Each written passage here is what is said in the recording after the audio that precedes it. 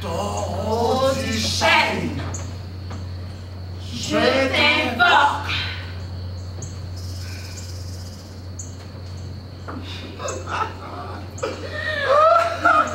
Tout à l'heure. Les jours sera, nous sommes au Dieu. Les plus affreux sont pour nous les plus forts. Paix. Le charme est accompli.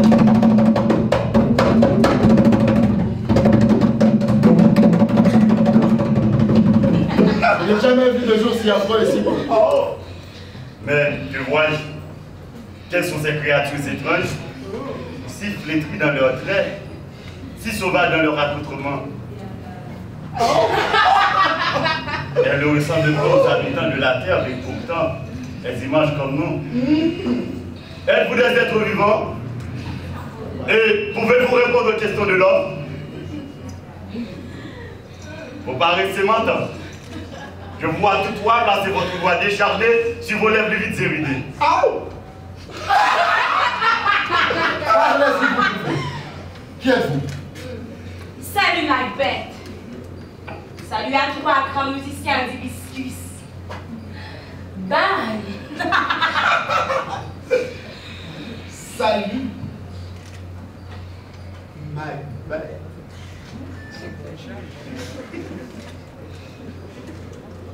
Salut, El Capitano. Bam! Salut Macbeth. Un jour tu seras. Ouais.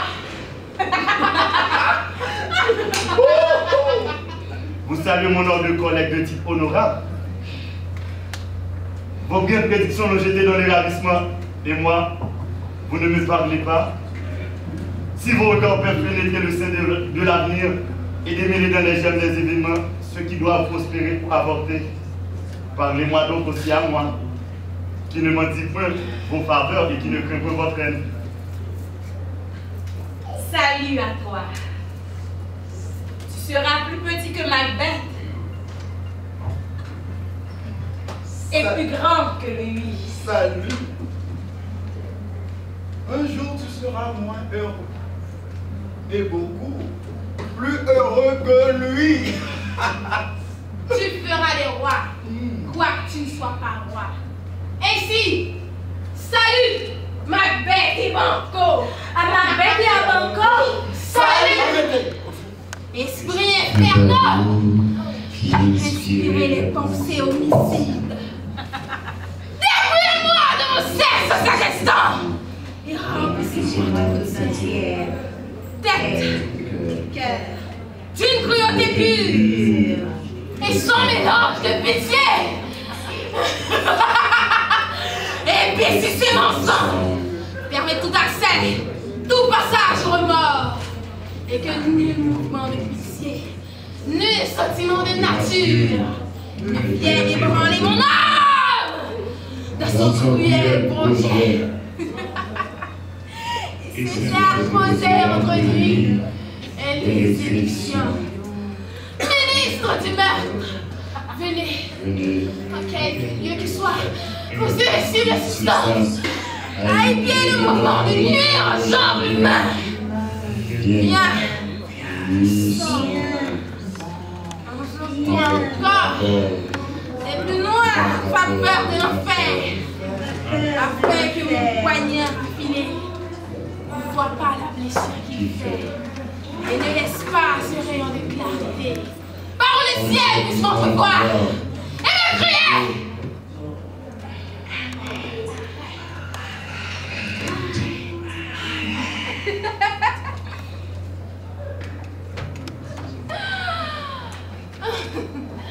Grand musicien, digne capitaine et plus grand cœur par les titres qui t'attendent dans la vie. Ta lettre a transporté mon âme au-delà de ce présent obscur et j'assiste déjà à l'avenir. Je vais me hasarder à la garder les deux. Ma reine, il a donné ses ordres pour partir tout ce matin. la nuit a été bien orageuse. Dans la chambre où nous couchions, les cheminées ont été abattues. L'on a entendu des voix lamentables dans les airs, d'horribles cris de mort, de lugubres accents, annonçant distinctement de cruelles calamités. D'affreux événements conformes à cet désastreux présage. L'oiseau des ténèbres a poussé des cris aigus pendant toute la nuit. Quelques-uns prétendent que la terre avait la fièvre et a tremblé. Ça a été une mauvaise nuit. Ma mémoire depuis ma jeunesse ne me rappelle aucune qui soit comparable à celle-là. Horreur! Horreur! Horreur! Il n'est plus de cœur qui puisse te concevoir, de langue qui puisse te nommer. Qu'as-tu? La scélérate a fait ici son chef-d'œuvre. Le meurtre le plus sacrilège a brisé le front sacré de la souveraine. Il en a fait couler le sang et la vie. Que ça la vie? Est-ce de sa majesté que vous parlez? Venez, entrez dans sa chambre et voyez un objet qui vous rendra immobile d'horreur. Ne me forcez pas de parler. Voyez vous-même parler après. Vos éveils, vos salles toxiques, meurtre et trahison. Encore, Malcolm, de l'Almée, éveillez-vous, secouez ce sommeil paisible. Image de la mort, et venez voir la mort elle-même. Levez-vous, et voyez une image du jugement dernier. Malcolm, Boko, levez-vous comme de vos tombeaux et avancez comme des ombres. Si vous voulez soutenir l'horreur de ce spectacle, sonnez la cloche. Qu'y a-t-il? Pourquoi est-ce que le Seigneur au sommet de toute la maison? Parlez! Aimable Lady, il ne faut pas que vous entendiez ce que je pourrais vous dire.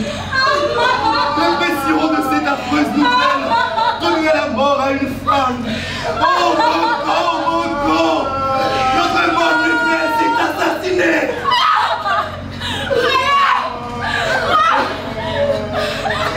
Oh non, toi tu es malheur, n'importe quel lieu. De grâce, Patrick, de grâce, demandez-vous vous-même ce qui m'est arrivé. Si j'étais mort une heure avant ce malheur, j'aurais terminé une vie heureuse. Car de cet instant, il n'y a plus rien d'intéressant dans ce monde. Tout n'est qu'illusion et folie. Gloire, grandeur, tout est mort. Le vin de la vie est épuisé pour moi. Il ne me reste plus que la vie dans cette voûte odieuse. Qu'est-ce qui est arrivé de fâcheux? Quoi? Vous vivez et vous l'ignorez? La source de votre sang est tarie. Votre royal mère est assassinée. Oh! Papi! Ce sont ces gardes du corps suivant les apparences qui ont fait ce coup. Leurs murs et leurs visages sont tous souillés de sang et leurs armes aussi que nous avons trouvées n'ont pas essuyé sur leurs cheveux. Ils avaient les yeux effarés fixes. Ah! Il ne fallait leur confier la vie d'aucun homme. Je n'aurais pas besoin de ma fureur et de les avoir tués. Tués?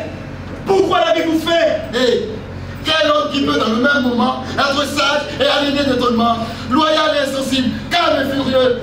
Personne. Mon bras dans le transport de Moselle a dévancé la raison et sa restriction.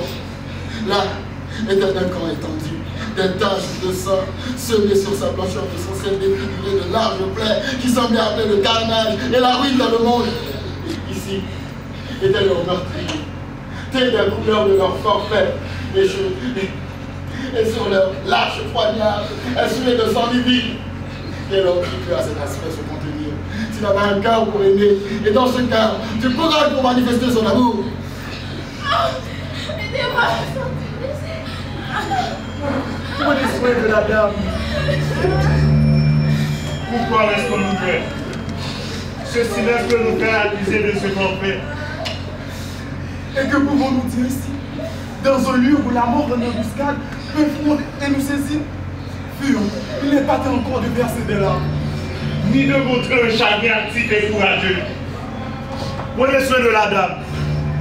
Et lorsque nous aurons achevé de revêtir nos manques de minutes exposés ici aux insuléaires, rassemblons-nous, approfondissons cette seule aventure et tâchons de découvrir les odeurs. Les terreurs et les doutes nous agitent. Pour moi, je suis sur la main puissante de Dieu et de cet abri, je combattais l'auteur inconnu de cette horrible trahison. Moi aussi. Et nous tous. Oui. Allons, hâtons-nous et revenons-nous assemblés ici dans cette salle. Volontiers. Volontiers.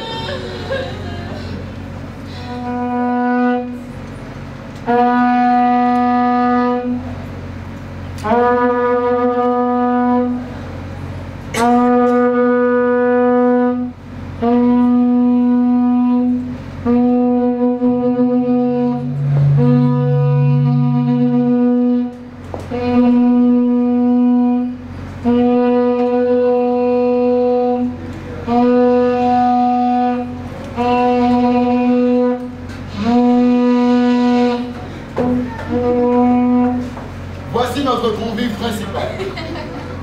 S'il lui a été oublié, son absence laissait un vide choquant de notre fête. Elliptique.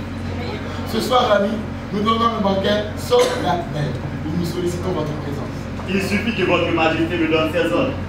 Ma volonté est attachée à jamais à la sienne par le lien indissoluble de l'obéissance. Montez-vous à cheval cet après-dîner. Oui, mon roi. Nous aurons désiré votre présence au conseil que nous tiendrons aujourd'hui. Vos avis sont toujours pleins de bonheur et de sagesse. Mais ce qu'on fait un grand honneur au conseil. Proposez-vous de faire une longue course. Celle qu'on veut faire, moi. Si mon cheval ne court pas aussi bien que je l'espère, j'emprunterai sur la nuit 1 ou 2 heures. Ne manquez pas à notre fête. Non, mon roi. Nous venons d'apprendre que nos 2 sanguinaires cousins sont bien reçus. L'autre à Cuba. Que loin d'avouer leur cruelle matrice, ils dégoûtent à ce qu'ils les écoutent d'étranges impostures.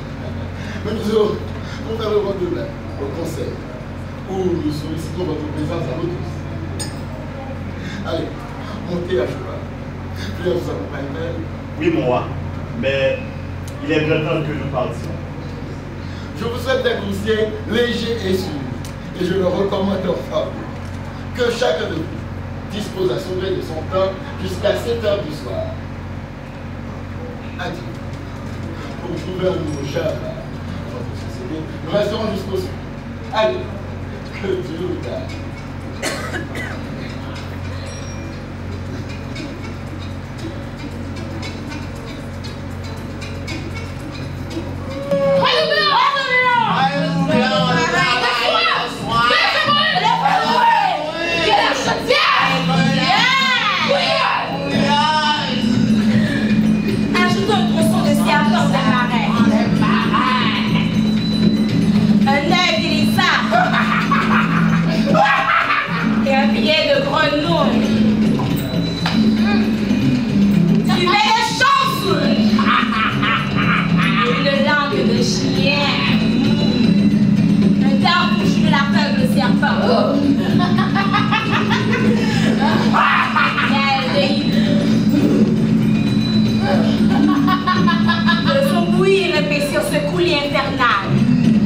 Et composons un chant puissant et fatal.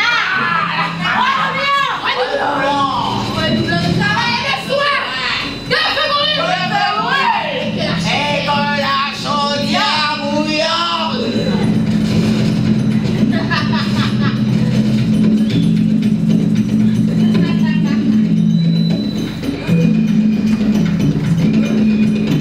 Des cicailles de dragon.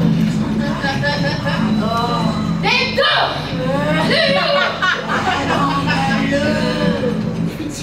Elles le proclamèrent, père d'une race de rois. Elles m'ont donc placé sur ma tête une stérile couronne et dans ma main qu'un sceptre infructueux pour en être arraché d'une main étrangère sans aucun de mes enfants me succède. Ainsi, c'est pour la race de Banco que j'ai souillé mon âme. Pour ces enfants que j'ai égorgé la tente des vertueuses d'un camp. Pour eux que j'ai empoisonné mon sein. Vas-y, tu venais de t'enfer. Et j'aurais livré mon âme à les faire dans l'église du genre humain pour les faire rois. Les enfants de Banco. Waouh! Sortez de lui! Descends plutôt de la reine avec moi. Je lutterai contre toi, du que je suis.